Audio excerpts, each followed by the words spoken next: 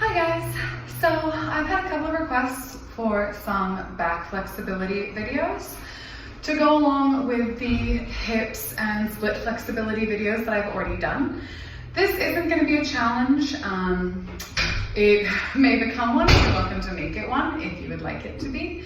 But at the moment, this is just for the clients who want to continue building that back flexibility for some of the more advanced tricks, or for anyone who experiences a lot of back pain. Stretching out your back in a variety of ways, not just the usual bending over, is going to increase the ability of those muscles to sustain uncomfortable positions for longer. And it's also going to relieve a lot of that pressure and pain that we experience from our lumbar spine all the way up into our head and neck. This was filmed over a couple of days between clients, so there will be wardrobe changes and things like that, but don't let it throw you off. Also, as with the split video, all of these poses should be held for about 1 minute to 2 minutes if you really want them to make a difference. If you are just looking for a quick pain relief, then you're welcome to hold them for shorter. I did not time myself, so I'm not guaranteeing that I hold these poses for 1 minute to 2 minutes.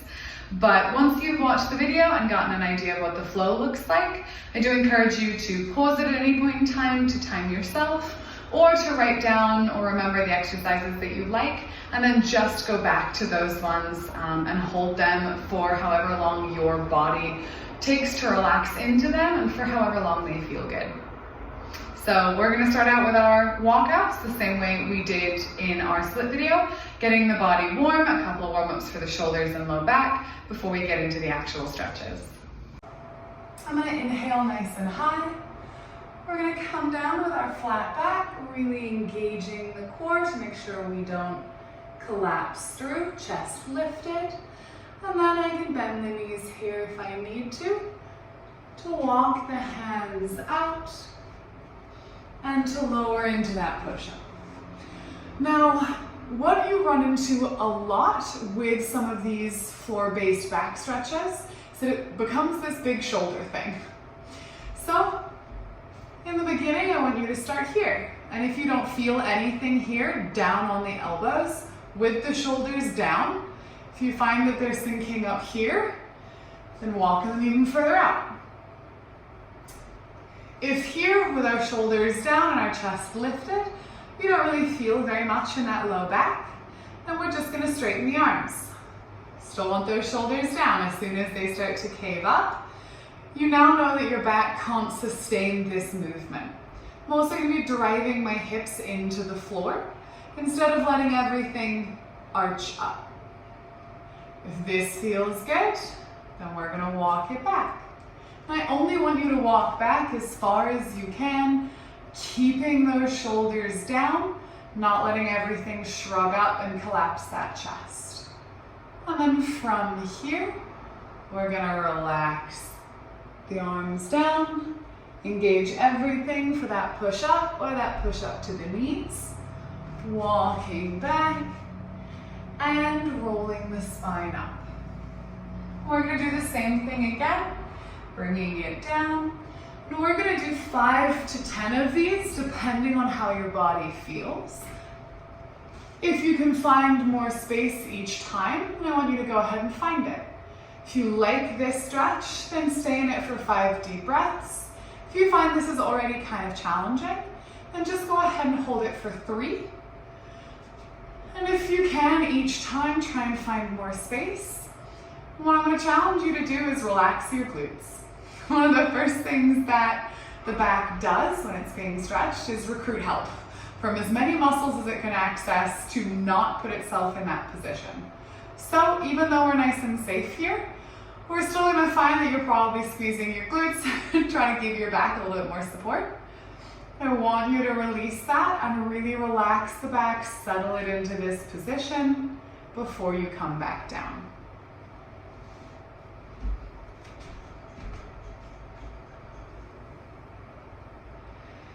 So, once you've gone through and done 5 of those, we are going to finish off with another 5 at the end, so there will be a total of 10, but I just want you to do 5 in the beginning. And then we're going to move from those seal or sphinx or cobra poses, depending on where your hands were, into some shoulder-based warm-ups to get our back re-engaged, to start working those muscles, and to start figuring out flexibility-wise if what you're looking for is flexibility more in your upper and mid-back, or if it's more in your lower back. We tend to think about spine flexibility as being all one thing. The back's not all one thing. It's all these tiny little joints. And what you'll find is that some of them are going to be really flexible and very open, and some of the ones probably kind of in the middle are actually the ones that you're trying to pinpoint. And spending a whole lot of time on your lumbar spine isn't going to make that mid-back a whole lot more flexible. So we're going to do some around the world with our blocks. That is very similar to mat-based swimming, if you've been in a conditioning class where I had you do that. So this is going to be activating, lifting the hips and chest up off the ground. Then we're going to be pulsing a block, or if you don't have a block, you can do this with a light book, you can do it with a water bottle, you can pulse anything around as long as you can reach behind your back to grab it, and as long as it's not really heavy. You don't want to start this out with a 15-pound weight is what you're pulsing, because you're going to find that that's going to fatigue things, and instead of building up this flexibility, it's going to build up a different set of muscles. So I'm going to have my block. I don't mind if you do it long ways or if you do it short ways, depending on where your flexibility is and what you can comfortably reach. And we're going to come down onto the mat, and I'm going to think about lifting through my mid and low back and squeezing those glutes. I don't just want to lift up my legs, and I don't just want to push up from here. The block's going to be in front of you. I'm going to do that crunch up and then pulse the block from in front of me, between my shoulder blades, to back around in front. So the block's going to switch hands, and I want to maintain the same level of height the whole way through.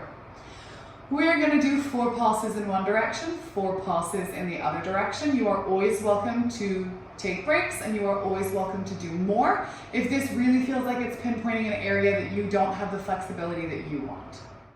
So I'm going to lift up, flexing through those muscles, lifting up my arms, and then I'm going to pulse the block, keeping my arms as straight as I can from one hand to the other. I have to lift up to dodge the pull and back through.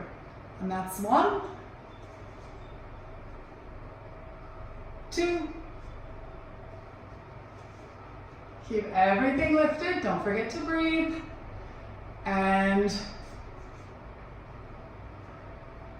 done. Drop it back down.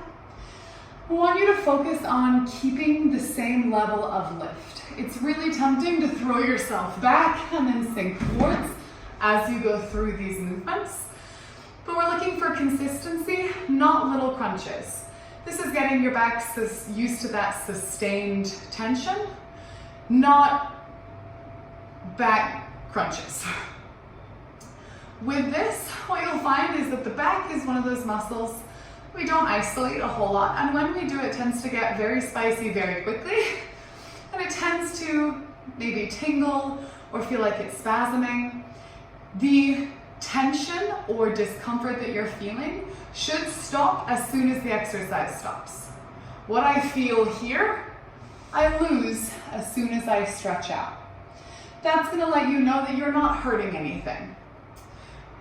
If you are doing a movement and feel a sharp pain or a burning sensation that continues once you stop that movement or exercise, and not in a I'm sore from this, but in a this is affecting my lifestyle, then you know that exercise is not for you. Your back isn't ready for that level of flexibility or that level of tension yet, and that's okay. Back off of it, take a break, ice it. Don't push your back into a point where you are constantly in discomfort outside of the exercises, because that's one of our body's ways of telling us that I'm not okay. Something happened, I didn't like it, versus I hate this, you stopped doing it, we're fine now. We want it to feel like when the exercise is done, you know you did an exercise, but it's not going to negatively affect you in 10 minutes. We're gonna do that same block exercise going the other way for 4. I have to swoop up to go around the pole, but ideally we're keeping our hands at the same height. So, block is going back in front of me, and we're lifting the chest, lifting the legs, squeezing the glutes, engaging the low back, and shoulder swims around. 4. Breathe. 3. 2. And 1. And drop that back down.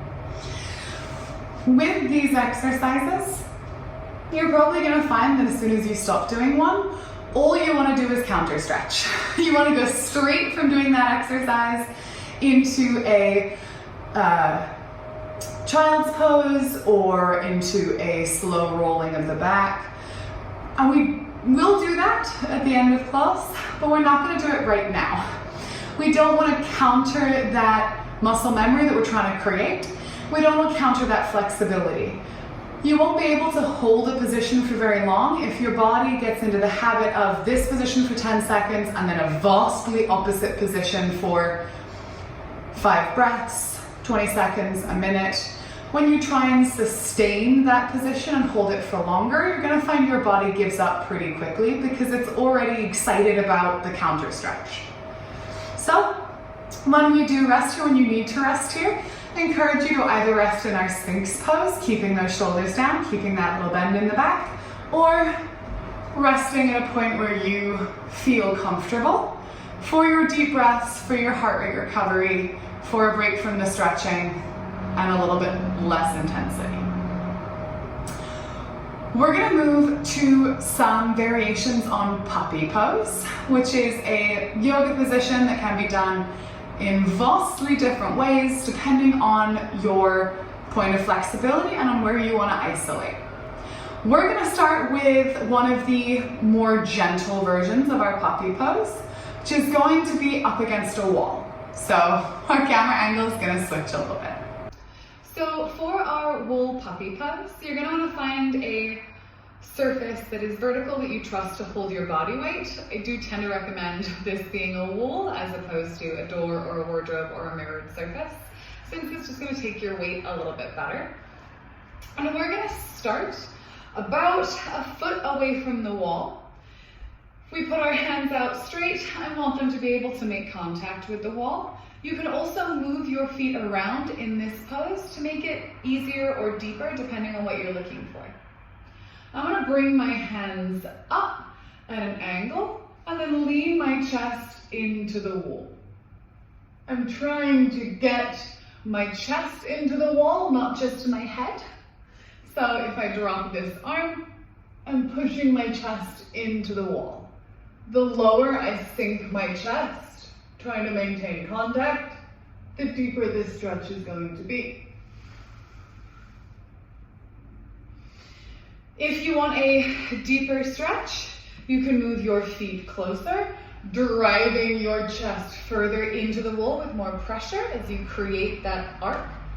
Or if you find it's too intense, you can start from lower back and hinge at the waist to come forwards. What I don't want is a plank lead into the wall. This isn't actually going to do a whole lot for you flexibility-wise. We do want to hinge at the waist and sink into this position with the chest meeting the wall.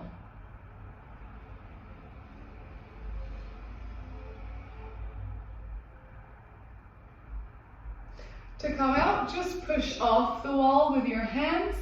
Don't try and drop the hands and just stand up on your own. You should feel this in your lower back, this stretch forwards. We don't want to try and engage those muscles to lift our body weight up without giving them a little bit of help first. If you find that this wall stretch is pretty easy or you don't really like it, that's where our next version of puppy are going to come in. Now that we have done our wool puppy pose, you can either stay there for a couple of days or a couple of sessions, getting used to how that feels, or if Wool Puppy Pose didn't really feel like it was pushing you as much as you would like it to, we're going to move into a puppy pose with a chair, then a block, and then the floor. So you can find where your flexibility lives right now and where you want to focus on moving to. With our chair, you can do this with a kitchen chair, with an ottoman, with anything that is going to be a relatively low surface. And this is a little bit easier if you're doing it on a hard surface. The temptation to do it on a couch is going to be pretty strong, but what you'll find is as your elbows sink, you lose form. So I'm going to start with the chair in front of me. I'm going to place my elbows against the chair, either with my hands together or interlocked, however is comfortable for you. I'm going to walk my knees back, and I'm going to drop my chest into that position, letting my chest hang between my elbows and off of my hips. So, elbows to the end of the chair. I'm going to walk back so that my hips are supported over my knees and I'm not pushed up into my chair. I want to have space to drop my head between my elbows and my chest in the chair. And then I am going to release into this, dropping my head, pushing my hips back and down, and feeling this stretch through the shoulders and then into the low and mid back. The longer you're here, the deeper breaths I want you to take, and the lower I want you to think about sinking, pushing those shoulder blades together, keeping the chest open and letting the back follow the shoulders to create a nice bow.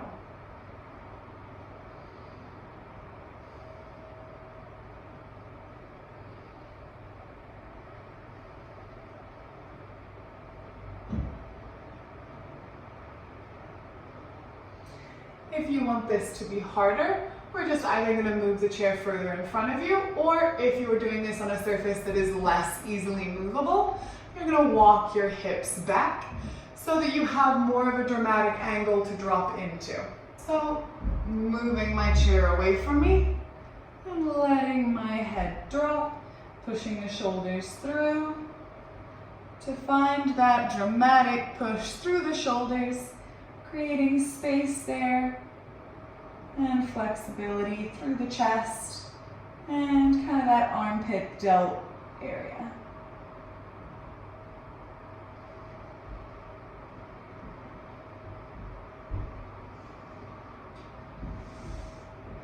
To come out of this, bring your legs to your elbows. Don't try and anchor the elbows in and pull the chair towards you from here. You'll find that your elbows don't really like that motion, and muscles that are stretched don't tend to want to activate in the beginning as they're getting used to those stretches. So if our chair puppy pose was enough for you, then I want you to continue there, building up from that point. If that still wasn't quite what you were looking for, then we're going to move down to using a block, a stack of books, whatever you have that's going to give you less height than our chair, but more height than just your mat or your floor. With the block, for balance purposes, I tend to encourage you to use it lying down so that you don't have to try and balance and stop it from rocking back and forth. You can of course stack more than one block if that's what's going to be best for you. I'm going to go ahead and stack both of my blocks so that you can see it slightly better and so that you have an example of what this looks like with a little bit more height. Then if you need less blocks, you can start getting rid of them as you get deeper and deeper into this stretch until you don't need them at all. So with my two blocks, I'm going to do that same elbow placement, but you'll find that the blocks are probably going to move, which is actually a nice way of sinking lower into this position. If the blocks move too far away, you are of course welcome to put them up against something like a wool, a chair, a table leg, so that you don't feel like you're constantly chasing them across the floor. I'm going to start back in all fours with the block slightly in front of my hands, and then I'm going to place my elbows and walk my rear end further back or slide those blocks forwards. And then once again, I'm going to drop the head into the arms and sink through the shoulders.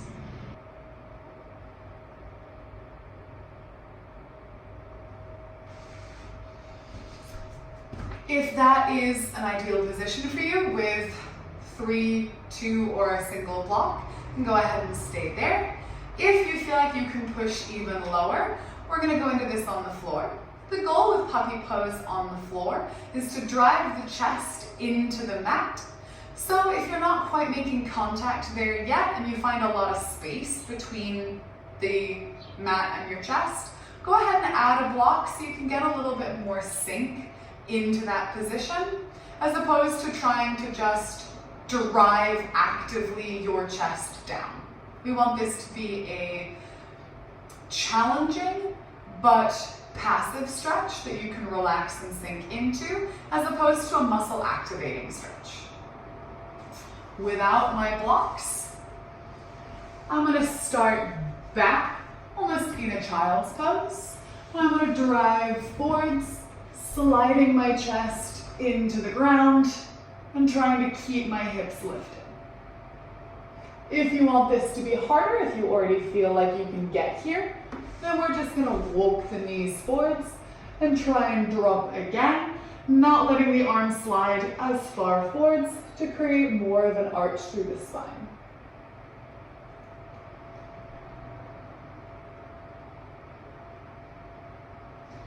If this is too much on your elbows, if you feel like you have a vein or a muscle trapped underneath them, you don't like putting pressure on them that way. Once we get to the ground, you can straighten your arms. I don't encourage doing it when we're on a block or on a mat because you can overextend your elbows since they're not supported. But if it is easier to do this with your arms straight, you can sink into it with the arms in front of you, driving the chest and shoulders towards the ground.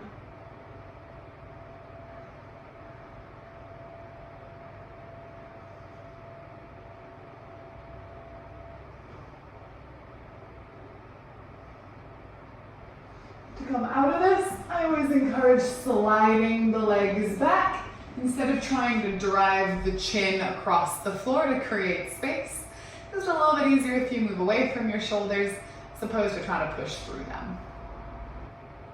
Another stretch that we're going to work on to get back into our lumbar spine is our camel pose. With this, we are going to start off using the wall so that you can really focus on keeping those hips driving forwards. I'm going to use the pole since it's a little bit easier camera angle wise. With our camel pose, you're going to come up to your wall, your bracing form, and we're going to push the hips into it, trying to keep the knees and hips stacked. And just from here, I'm going to lean back. You can brace with your hands and think about pushing your hips into your wall. What we don't want is this motion while you are leaning back. You are not leaning back in a way that's going to encourage more flexibility. So if you have a pole at home, you can also do this using your hands to help keep your chest stable. It's kind of harder to get around a wall that way. So hands into the hips, dropping back. Drop back as far as you comfortably can. You still want to be able to lift yourself. If you drop so far back you feel like you can't, then just bring a hand down, start to lean over to the side to come out of that safely without straining anything. If you find that you can lean pretty far back, I want you to think about dropping a hand to a heel and dropping the other one. What I don't want is this. You need to keep everything pushed into that wall as much as possible. If we're out here, just go ahead and come back, trying again, keeping nice and pushed into that wall the whole time to lean back. You can walk the hands further into the legs if you can keep your pelvis pushed into that wall or pole. Once again, coming out of this, if you find you've gone back and you can't lift up from here, then just go ahead and drop away from the wall and walk the hands back to come out of it in a safe way so we're not trying to overstress that back or those abs, getting ourselves back up to the wall. And then reset and try again. If you're doing this with a yoga strap, the yoga strap is going to go underneath the ankles and you're going to use it to help walk you down as far as you can, keeping those hips pushed forwards.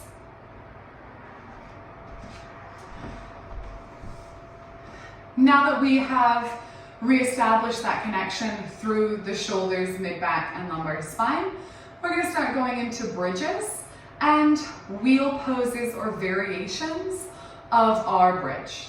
So with our bridge, if you are new to this exercise, I want you to use a block or a foam ball or something that is going to keep your knees about hip distance apart, so we're not letting the knees open and close and kind of ruining the integrity of the legs into the hips. And we're not risking any damage to our knees by rotating them in and out in a way that they're not necessarily used to or used to sustaining weight on. So my block is going to go between my knees and I'm going to lie back. With this exercise, I'm going to do it with my arms up out of the way so you can see what my hips and back are doing. You are welcome to do this with your hands down by your side or out in your crucifix pose, however you feel the most supported. You can also do it with your arms up if this is something that you're familiar with. With our bridge pose, the further your legs are away from your glutes, the easier this is going to be. So if at any point you feel like it's too hard or too easy, play with your foot adjustment. You can also bring the feet all the way into the glutes and up on the toes if you feel supported here, and as long as you make sure that your knees stay equidistance apart and squeezed in instead of letting them drop out to the sides. So from just flat-footed further out, getting used to this movement, I'm going to curl my hips up, pushing my heels into the ground and lifting my spine all the way up to the yokes of my shoulders. I want to try to get as high as I can. You don't just want to come here and stop. You really want that full lift up and over. And then when I come down, I'm going to engage the abs, squeeze those legs. I'm going to come down nice and slow, one vertebrae at a time, instead of just dropping my hips first. If we're doing this on our toes, we're going to keep that squeeze, driving the toes into the ground, keeping the ankles active, not letting them flop or roll out. We want them to be nice and square and supported so that we can once again curl up, roll as high as you can, squeezing the glutes, engaging the lats, and then rolling down. If you find that these are challenging, I want you to continue this as an inhale up, exhale down movement for 8 to 10. If you find that this is something you're familiar with and can hold longer, instead of doing 8 to 10 reps, I just want you to lift from the hips and squeezing those glutes, keeping the back active. Keep this bridge position for up to a minute. Squeezing and lifting, keeping everything nice and high, either with the arms down by the side to help offer support, out in that crucifix, or lift it up out of the way if you want to work on a little bit of ab balance as well. Once you've done your reps or held this for a minute, we're going to roll it back down. And bridge is one of our sort of gateway stretches or exercises into our wheel or full bridge pose or a full back bend. So with this, we can either keep the block, or if you find you can do pretty well keeping your knees stable without it, then you can remove the block. Our goal is to lift up through the legs with the hands back behind us to create that full arch with gravity kind of helping keep everything lifted and stacked. If you have never done your wheel or full bridge pose before, I do encourage having a stack of pillows or a couple of yoga mats underneath you so that if you fall out of it, you do feel safe and you're not worried about where the ground is or how your contact with the ground is going to come about. The hands are going to go up over the head. I want you to be able to make contact with your palms. So we don't want to be so far out that we're just bending through the fingers and wrists. You want to be in nice and close. The elbows are going to stay stacked with the shoulders.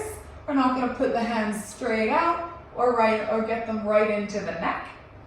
I'm going to lift the chest, allowing the back to bend, driving the hips, just like I did for that bridge pose.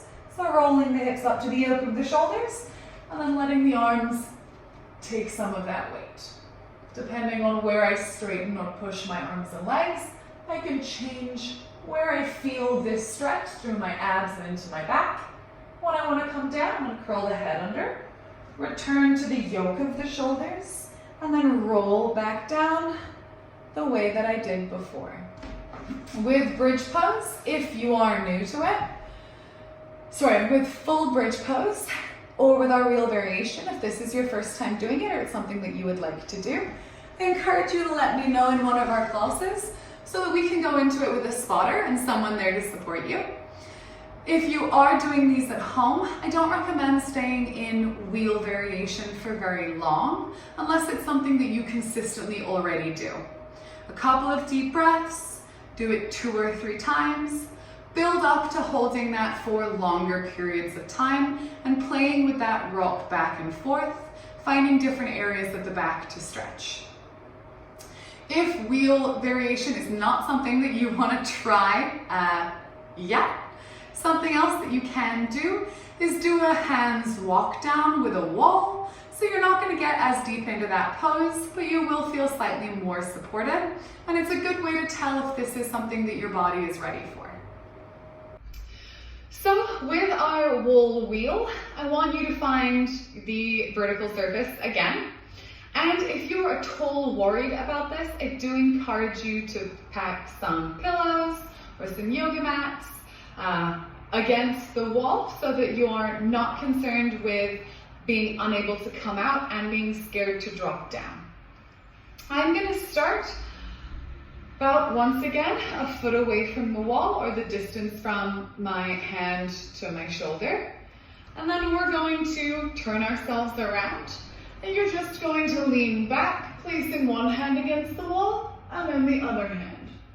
And walk yourself down the wall. You only go as deep as you feel comfortable. And then use your hands pushing against the wall to walk back up again. If this is too dramatic a bend for your back, walk your feet away. If it's not dramatic enough, then probably start from the ground. This is going to get exorcism style of impressive.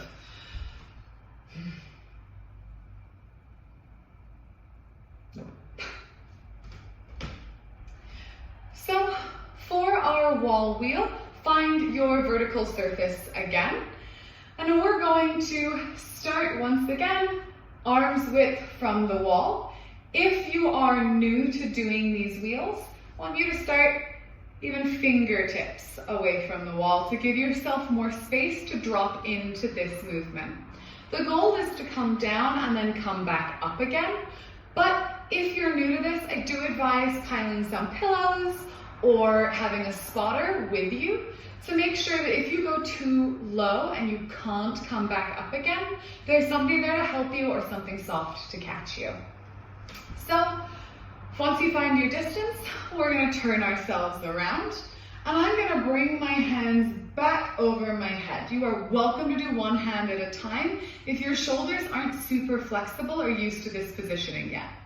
So I'm going to bring back one hand, palm flat, fingers facing down the wall, and the other hand, I'm going to start to walk myself down the wall.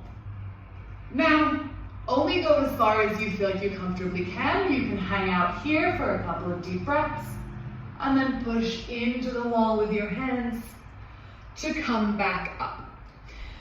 That's the point where if you've walked yourself too far down, you can always ask someone, hopefully, who's there for help, or you can just continue sliding down the wall, letting your legs bend, walking your feet away, and landing yourself on your pillows.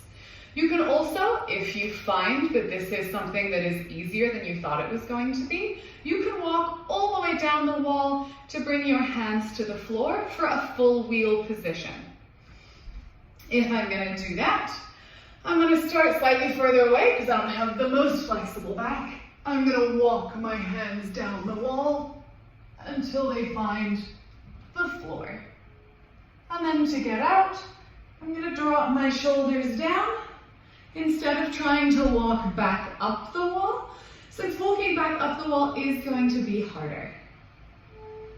For those of you who have a pole at home and want to try this wheel variation with your pole, I do recommend grounding into your shoulder in order to bring your hands down, so you're not at any point trying to split your body weight in the beginning between your feet and a single hand. Your shoulder is going to provide a little bit more stability. So, like I did with the wall, I'm going to start about an arm's distance away. Like with the wall, I want my hands facing down, so I'm going to reach over and have a grip with my thumb facing towards the floor.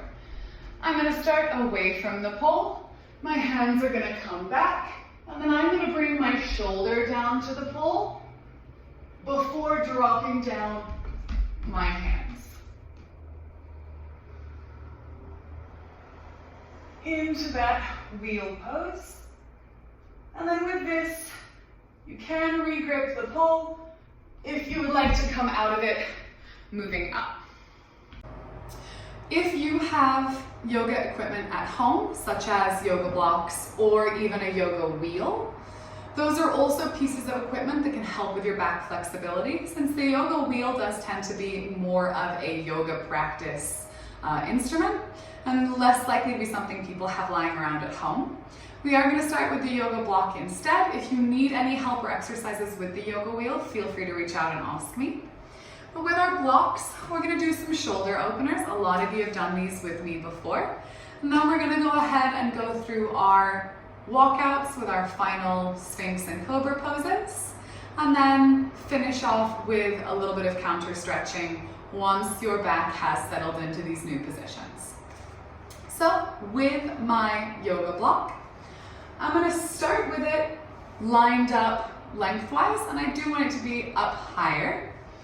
And I'm going to put the yoga block at about bra strap height, so it's between my shoulder blades. If you have a second yoga block, you can use it to support your head if your neck and head would like that support. I'm going to lie back and center that yoga block along my spine between my shoulders. You can either let the head hang, or if you have a yoga block and you like the support, you can rest your head on that yoga block. And I'm going to straighten out the legs, curling the rear end under so that I have a nice little back arch here. And we're going to lift the arms into a goalpost position, letting it pull across the chest, opening the chest, opening the arms, and stretching those shoulders.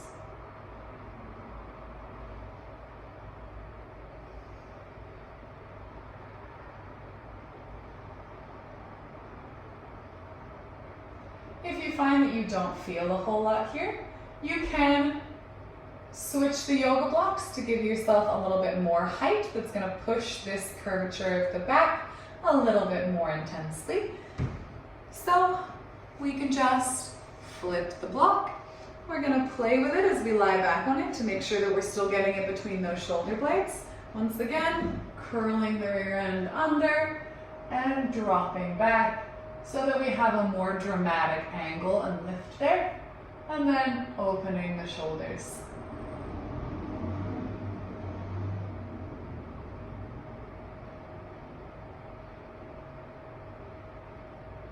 From our goalpost position, we're going to move the hands together above the head, going into more of a pre-crunch neck cradle butterfly sort of position.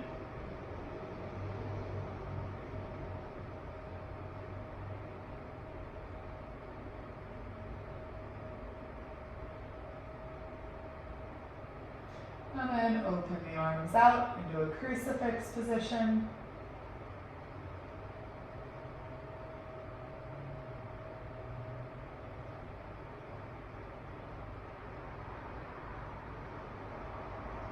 And bring the arms down. To come off of the block, just go ahead and roll to the side. I don't want you to try and re-engage those muscles to sit up and off, especially if you've been letting your neck hang. So rolling to the side is going to be not so graceful, but one of the safer ways to get out of this position for the neck.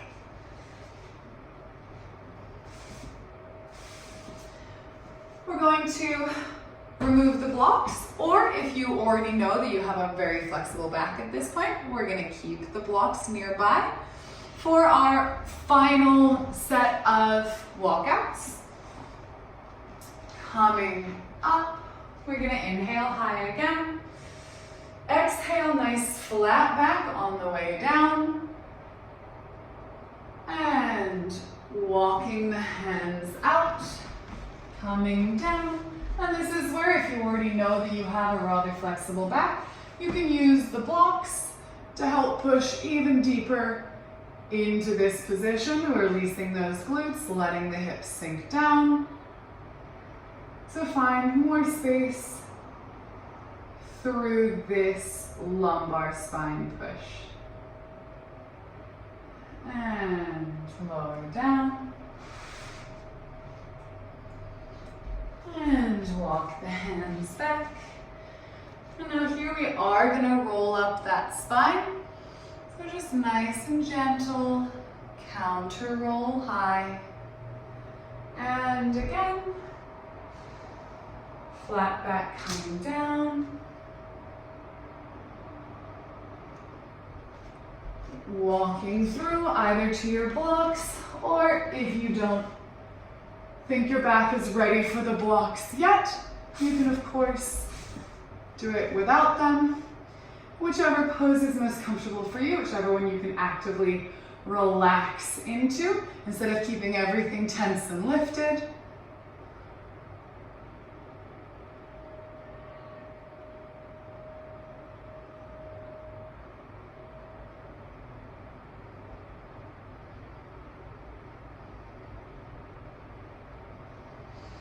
This is also if you are someone who is interested in more activation or full wheel positions, you can go into a bow as you come down through these walkouts.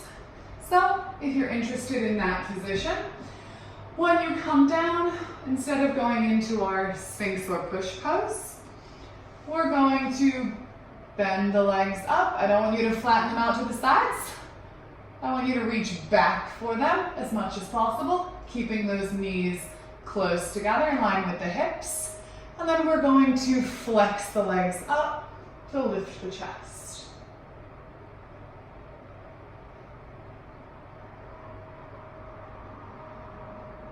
And lower the legs back down. Your legs should come back down where they started.